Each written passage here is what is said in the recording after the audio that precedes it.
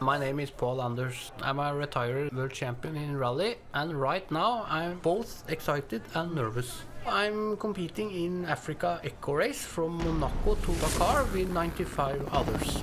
We will struggle our way through 6,000 kilometers of sand and rocks through Morocco, Western Sahara and Mauritania.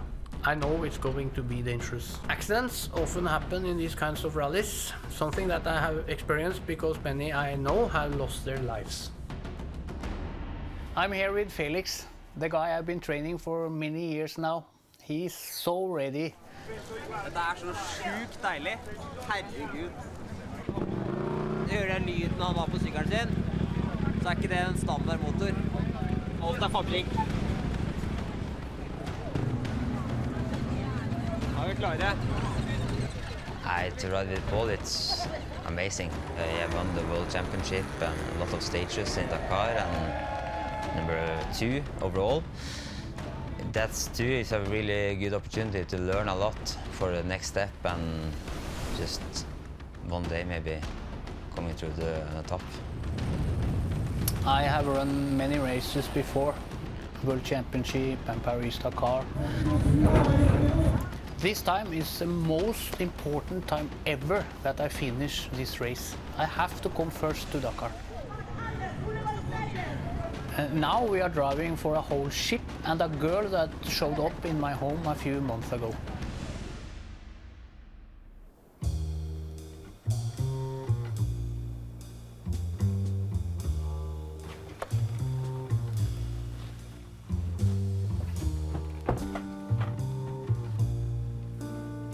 Hei sann! Hei! Pål Anders. Fride. Fride, ja. Ja. I didn't recognize her. She told me her name was Fride. Fride lived for a few years on a hospital ship called Africa Mercy with her family. Fride asked me today to raise one more time to raise money for the ship. Ja, du bodde på skipet i 3 år? I 3 år. Every time I'm in Africa, I want to give. I spent a lot of money in motorsport, and especially in Africa, so to give a little bit back to something that's bigger than myself, that's a good feeling. I thought I had retired. What she said was very interesting. Ja, det høres jo veldig fristende ut. Det gjør det, altså. Men akkurat nå så jeg sånn mentalt langt borte fra den rallykjøringa, for det ikke helt ufarlig, og så det ikke helt gratis. Det ble litt kaos i huet på meg nå, altså, men på en hyggelig måte.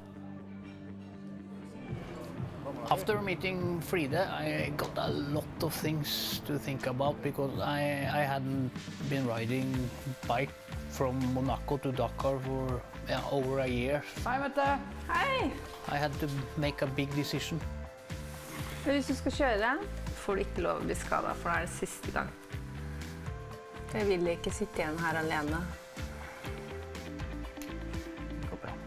Therefore, we agreed that I should do a last race for the ship and all the people that get help from Africa Mercy. So then I just called Felix Jensen, my good friend. Halla! Nå ser det som det blir løp på meg også. Hedre? So I called my sponsor. We agreed that if one of us win, we get 20,000 euro. Felix, hør her nå. Second place is 10,000 euro and third place is 5,000 euro. That's good. Ble du nervøs nå? Det var mye å kjøre for. It's a really good opportunity to helping so many people. I've never been able to do that before, and yeah, you can feel already now it's a really big pressure. Africa Mercy, it's a really big hospital ship. They help so many thousand people every year with doctors and nurses working there for free. And now it's in Dakar. That's the reason we can help them now, because we are going there.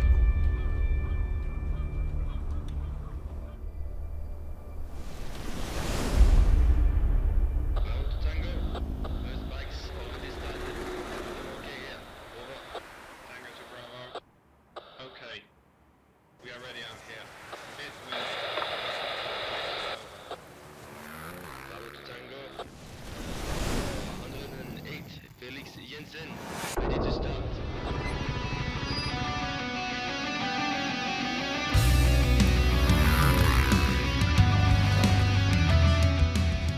stage was really good for me. So today I started a little bit forward to Pål. The plan is to give full throttle to take the two people in the front and driving with them to the end. Before the stage, I was quite uncertain. It was not a good feeling. I haven't been on the bike for over a year, and at least not in the proper desert. Buttori is here. He is in good shape, riding every day almost, all year. Lyndon Poskett is here, fast rider. They are both motivated to win this race.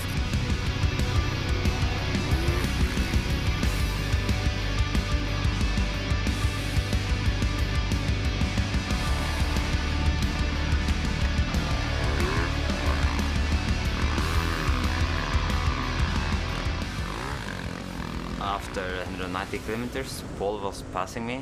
That was a speed like it's no tomorrow, you know.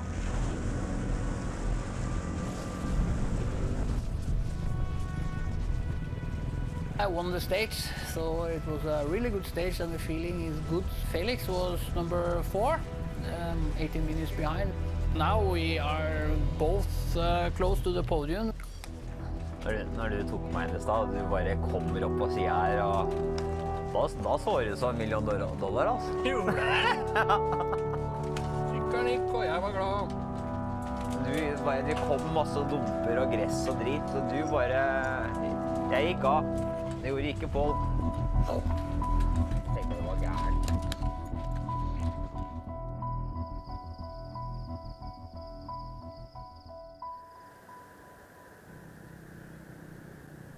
Stage 3 is going in the Atlas Mountains. It's a very long stage. It's hard, and before the start is everybody is a little nervous because this is going to be a long stage. I think for me it will be a good day because I like when it's long and hard. 50 mil! Ja, det jo over det da. Over 50 mil. Nå jeg så dårlig posisjon her, for nå startet italieneren 4 minutter bak meg. Så vinner han i dag. Så hvis jeg blir 2, så jeg må bli 3. Ja. Skjønner du? Ja. If you win one day, you have to start in the first position the next day. So it's good to win, but it's not a good feeling to start in first position because you know that probably the other guys will catch you very soon. Buttori and Poskett, at some place I need to attack them. Alessandro Buttori is the most dangerous competitor. He has the experience. He's been to Dakar, riding a lot of rallies. He won the Africa race last year. So to beat him would be a dream, but not so easy. Lyndon Poskett has the biggest team I ever seen in Africa race. Yeah, he's an English hero. Actually, he's a traveler, traveling around the world, not so much into races. So now it's interesting to see how fast he is in the desert and how his navigation is doing. But the man himself.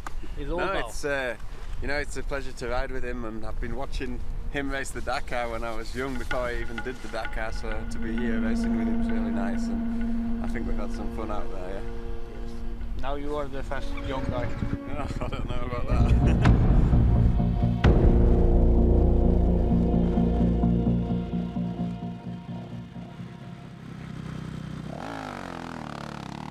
If I do big mistakes, it's easy to be catch up by the riders behind. I will do my best.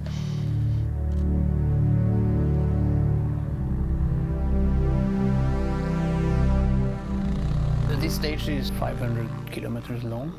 So when it's so long, it's the stage where you can make a big difference. I was 17 years old when I got my first motocross bike. So I was riding that for 10 years, motocross and then enduro. In 2000 I started with a rally and started directly on World Championship. I did one World Championship in 2000 in Dubai. 1.5 years after I started in my first Dakar.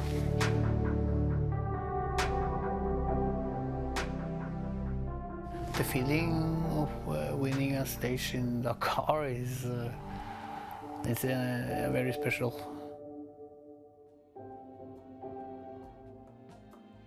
It's a lot of good riders here this year, and they have much more experience than me. I was here last year and had one stage win, and I was number 4. Who knows what can happen this year? I feel I'm a little bit faster, so this can be good. I think we have good chances.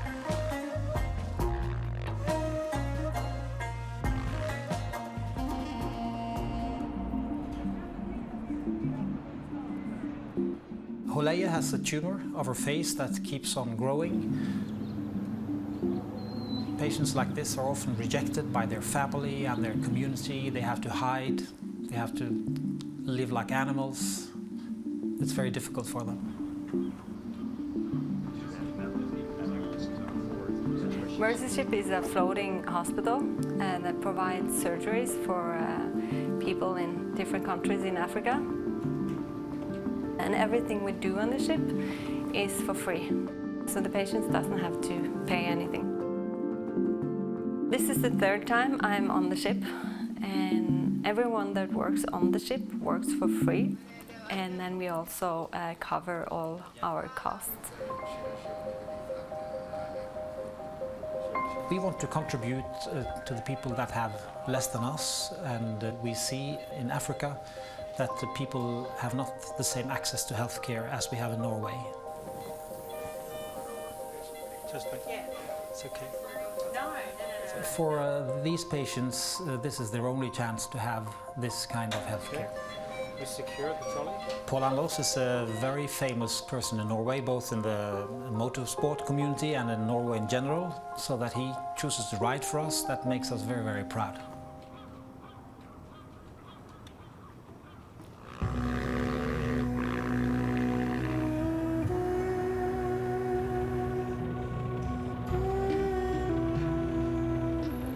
The day was good for us. I was second after Butori, and Felix was number 4, 7 minutes behind. So, yeah, but the situation now is good. Right now we are collecting money for the ship. Ta ringen da. Hallo! Hei, hei. Hei sann! Nå er vi på vei ned til dere. Hvordan går det ombord der da? Er det mye å gjøre? Det kom for eksempel en jente i dag, hun var 5 år tror jeg, så i lag med mor si. Oi. Og en svær svulst på siden av ansiktet. Ja. Så hun skal klargjøres nå, så blir hun operert i løpet av et par dager. Fantastisk. Vi skal gjøre alt vi kan for å komme ned til dere. Enten så kommer vi på motorsykkel, eller så kommer vi i helikopter, for da har vi krasja. Det er en av delene.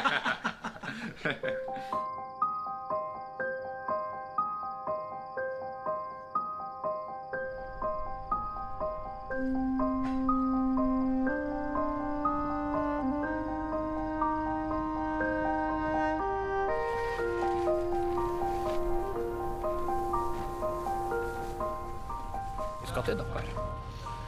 Men det er veldig mye som kan skje. Så det er liksom sånn prosentvis for at begge to greier det. Det er litt sånn 50-50 det, altså.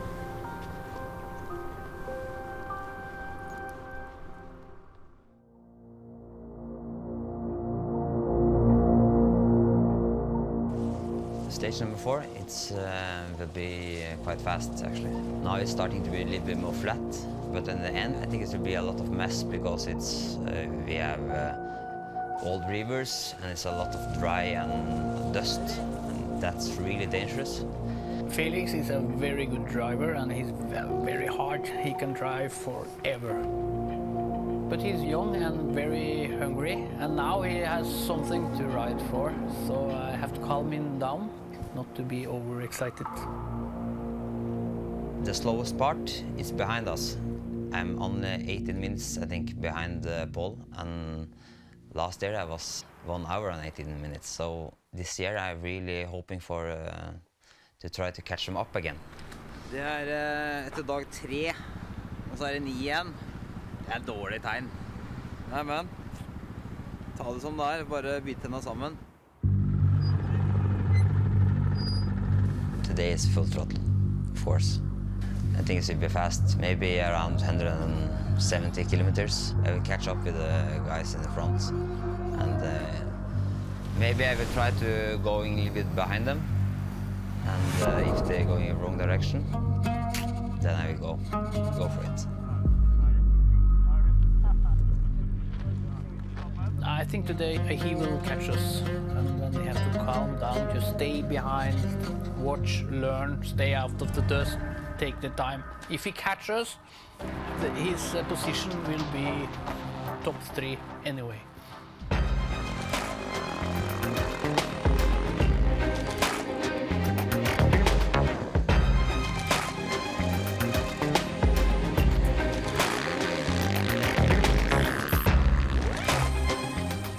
Every time I call and speak with the people on the ship, I get the extra power to finish this.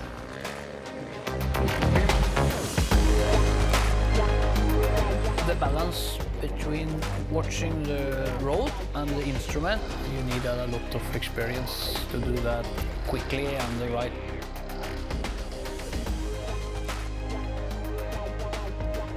I feel like starting to go really fast now. Me and the bike, we are one. It's going fast, but it's easy to drive. The most dangerous things is the things that you can't see. There can be a stone under the sand, but the wheels go down in the sand and hit something you can't see. So then you, boom, you fly ahead. There is some bad injuries in the sports, and I had one in April. I crashed and knocked my head. That's why I haven't been riding for 1 year. I had not too many injuries, but the biggest one was in 2013 in Qatar, in the desert. I crashed and broke my thigh, was all off. That was not a good moment there, but I stayed in Qatar for a few weeks and flied home, but now it's working again. I lost 8 good friends in the sport. That's why I have big respect and not take any risk when I'm riding. It is not so good to come home in a body bag.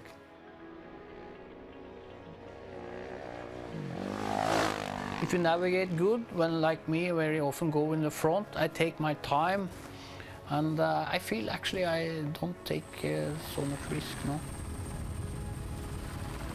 We had never been there and we was driving too fast, all of us. I was seen behind me. Pål was there. It's not so good when you have a faster driver behind you. Then so I was thinking, okay, Pål can go. And the Italian guy was behind him again. So I tried to be in the middle of them, so maybe Pål can catch some minutes on Buttery. Then it was a lot of dust.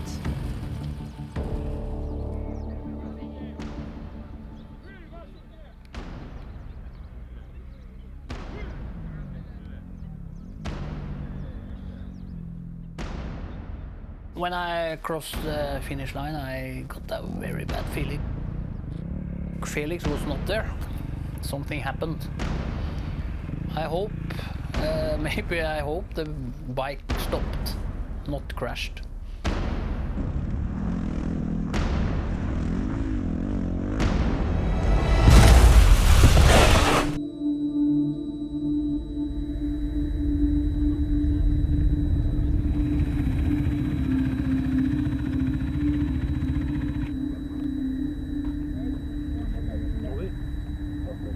Il y a le médical, non?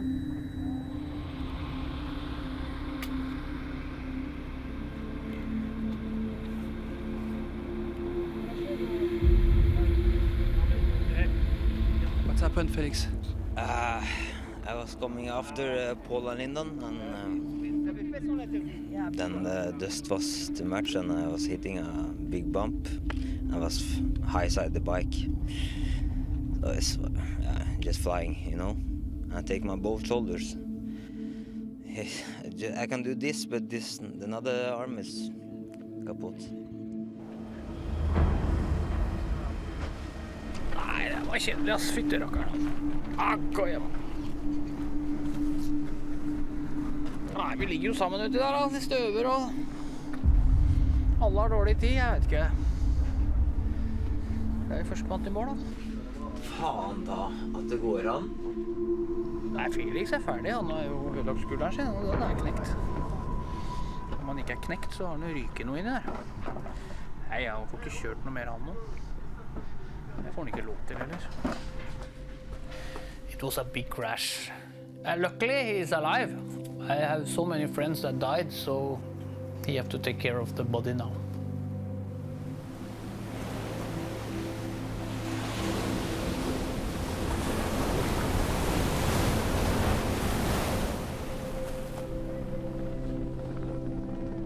It really hurts. Doctor says I'm done with the race and can't drive anymore.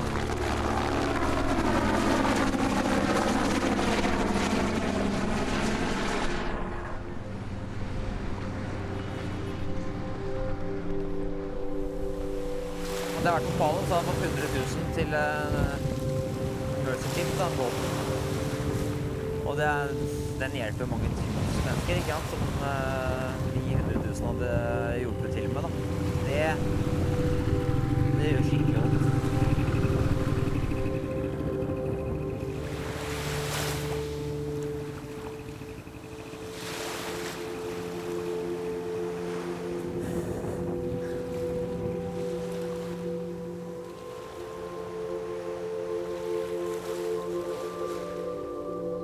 Hva sa de for noe? På baksiden av skulderen så er det helt... Jeg har ikke noe kreft, jeg klarer ikke å ta ut armen. Men det kunne jo gått mye verre. I'm very happy he's alive, but anyway it's very sad and he have to fly home.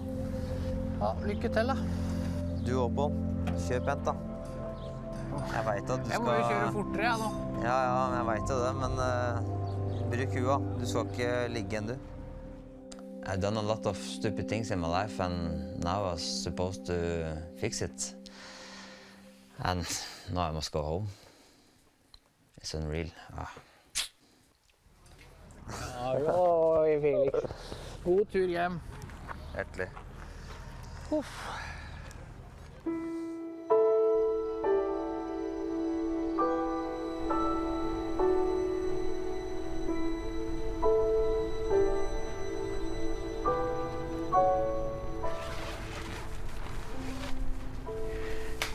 This morning is not so good. It's terrible. It's in fact everybody is concerned about that Felix is not here anymore.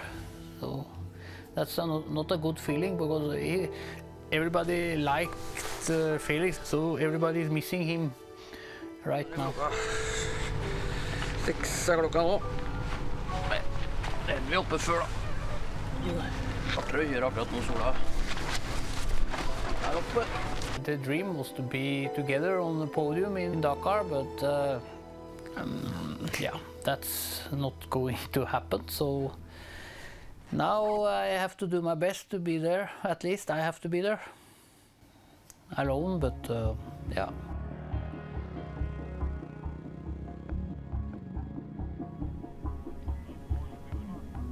The stage today is 477 kilometers, so it's a long stage. Yeah, I'm looking forward to this. And we will see what Bottori and Lyndon can make today also.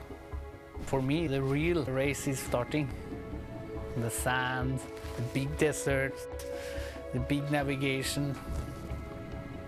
Right now I'm after Bottori and 20 minutes ahead of Lyndon. You know, this is rallying and anything can happen to any of us, and I think it's going to be a little bit like this, hopscotch backwards and forwards between who starts the next stages. And my plan, my aim is just to navigate well. Yeah, good luck. Have a good day. Yeah, in Lyndon I have control, but on Bottori now I have to attack hard. I'm very motivated, even if Felix has gone home, so I have to do my job now. Get all the way to Dakar.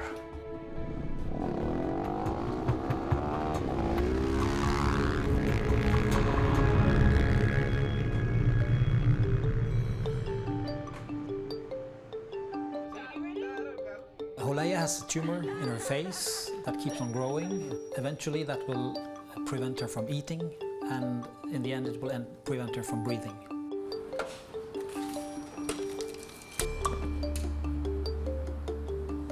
This is difficult surgery. You have to be very accurate. They're bringing the kid now. Sama. Oh, she's a little bit afraid. Ask her to take some deep breaths. My job today is to make sure Holeia is under anesthesia and comfortable. Well, the surgeon will remove the tumor and try to reconstruct her face back to what it was. This has a huge impact on their life. All of a sudden she can meet with other people, take part of the community, live her normal life again. For many of our patients, surgery is life-saving, and for all of them it's life-changing. And to see people have their life changed like that is just amazing.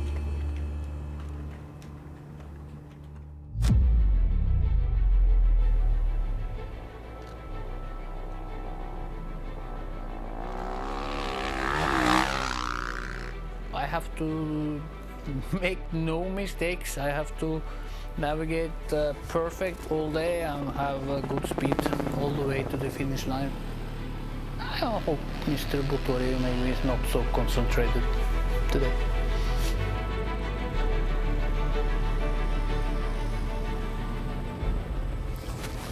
Mauritania is special because of the landscape. It's so big. It's nothing there. It's only you and the desert.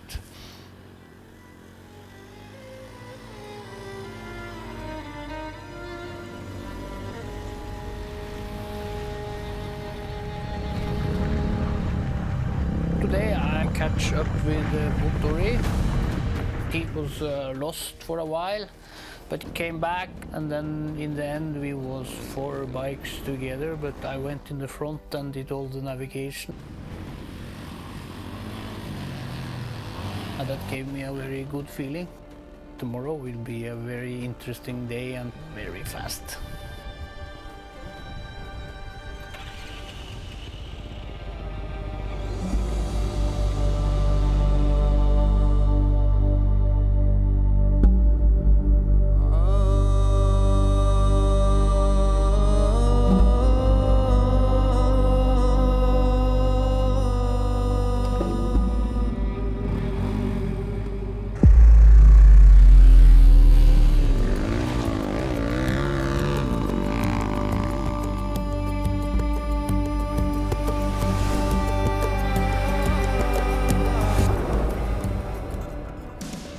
I like when everybody is tired, because when harder it is, the better I am.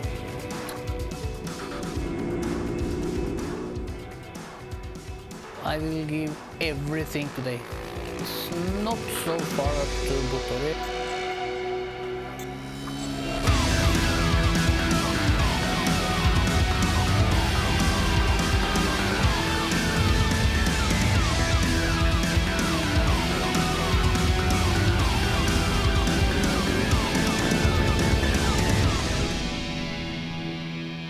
I catch him 2 minutes today, and it's only on the overall is only 2 minutes between us.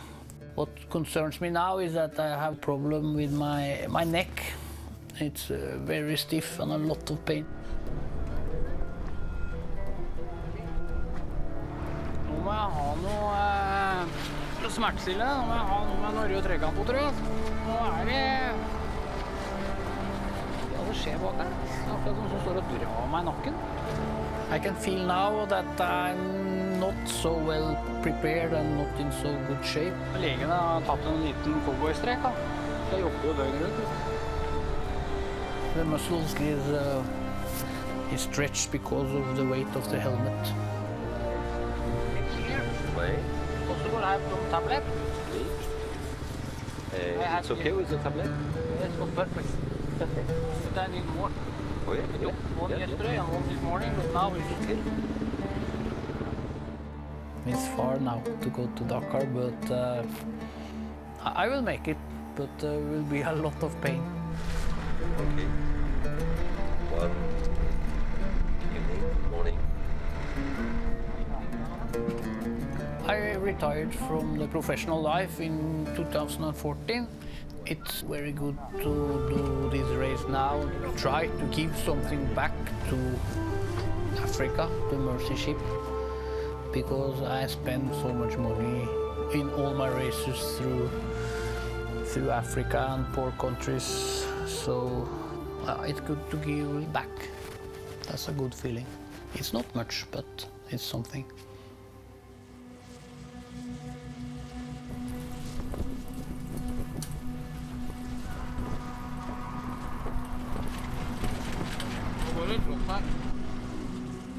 This morning is really hard. Today is 600 kilometers. I have a headache, I have a stretch in the neck. Plutselig det skorpioner I støvla. Nå former. Early in the morning, so now I have use for all my routine. A few days ago we had an accident with one guy. It was a big accident. That reminds me of I want to finish the race also, so actually it's to go out and do the same I've been doing the whole race. To concentrate and take no risk, but still go fast doing my best.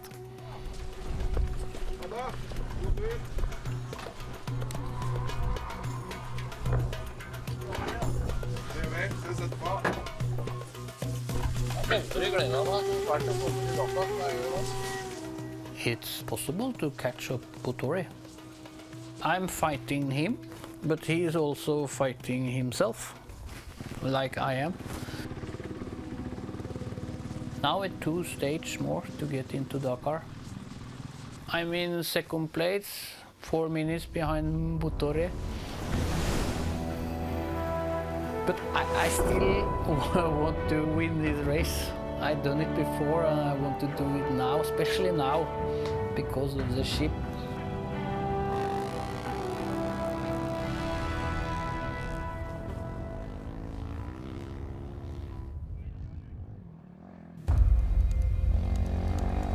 Today I have given full gas all the day.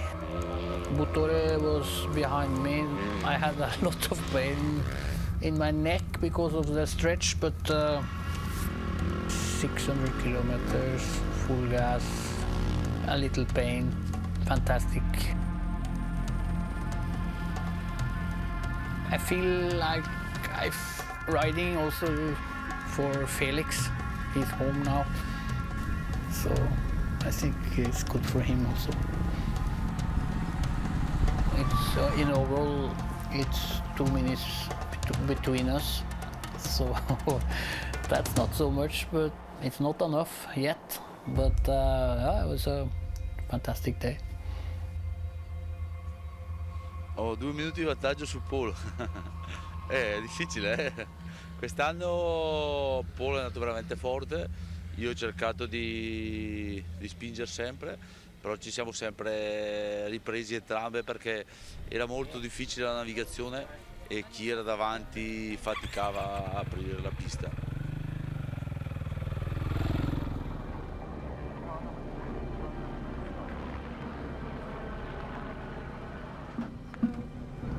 This size?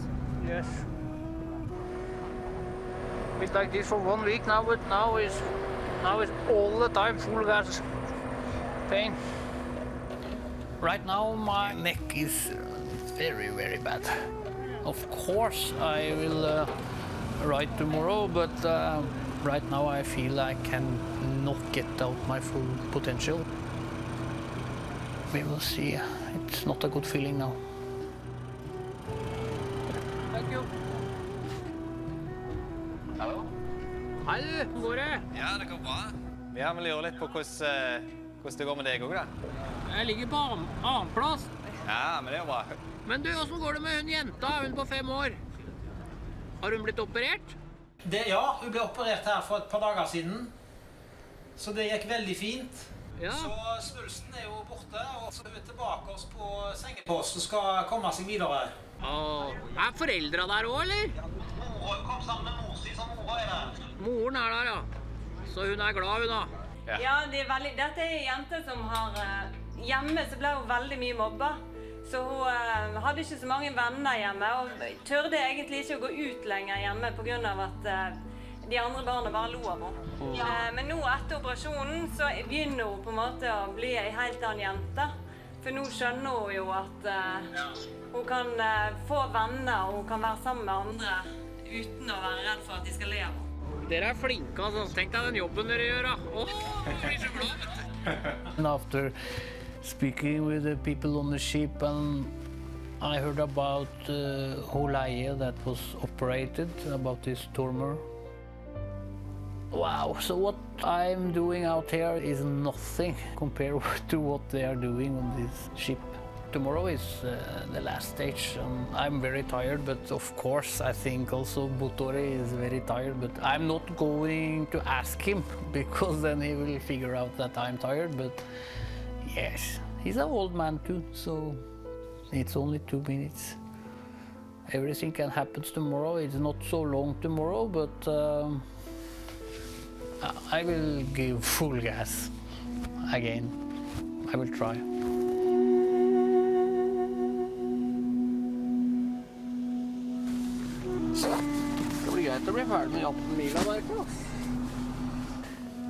Today is the last chance, the last stage, and it's only 2 minutes, but I will do my very best.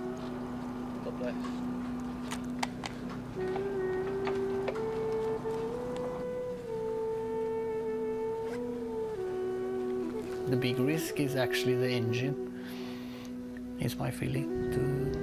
If something happened to that if I push too hard, but before I've been riding for myself, but now I'm riding for something bigger.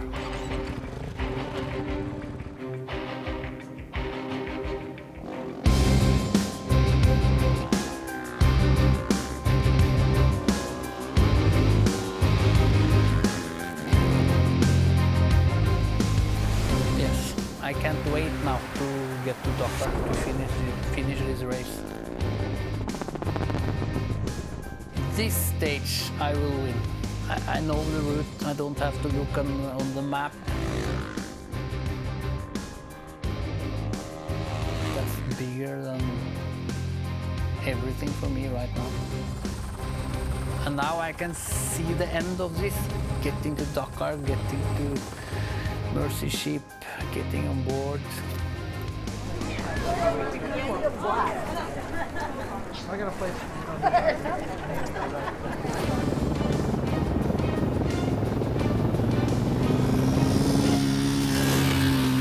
I think the people from the ship is at the finish line, and I want to be there first to meet them.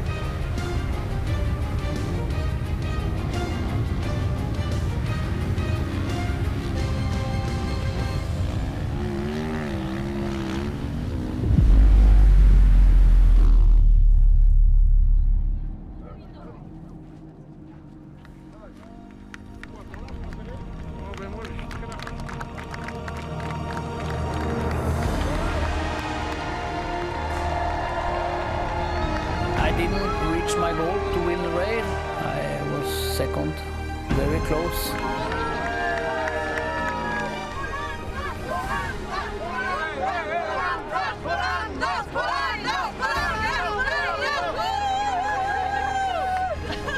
When I came first to the finish line, I saw the Norwegian flag and the people from Mercy Ship, the people was there. It was amazing, fantastic. And then, and for the first time, I could not feel pain in my neck. It was a fantastic feeling to see them, meet them, speak with them. Så du kommer, eller? Det er hyggelig. Det var, skal vi se, det har ikke du sagt til meg. Nei, det er ikke så mange som visste det, men Det var hemmelig. forrige gang var vi på Anders sitt hjem, nå er vi på mitt hjem. Og han viste jo meg rundt der hvor han hadde vokst opp og bodd, og nå får jeg muligheten til å gjøre det. Og noe som jeg tror også han setter pris på, å kunne komme til skipet og se hvordan det da. Gratulerer. Jo, takk. Det ble bare en avplass, men fort gjort det går gærent. Du vel fornøyd med det? Ja, jeg det. Det ble gammel. Most important, I give all I had all the way, because if I hadn't been doing that and was only so close to win, that's not a good feeling. But I put out all my potential and was second, and that's a good feeling. And I'm here. I'm collecting some money for the ship, and I can go on board. Can't wait.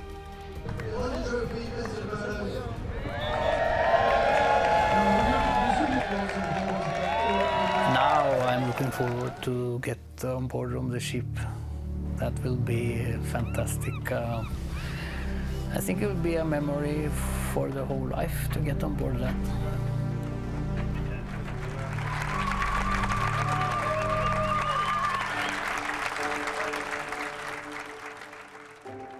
When I went to the ship and walked the step up on board, was a little bit scary feeling, amazing. I was happy, glad. Hei, hyggelig. Her du, vet du. To be on board on the ship and see all the people that was getting operated and all this, and to see it by yourself is it's very amazing. Mamma ligger under senga og sover. I think all the people there get all this help walking out of that ship and get the operation, a new life, new dreams, and they are doing a fantastic job.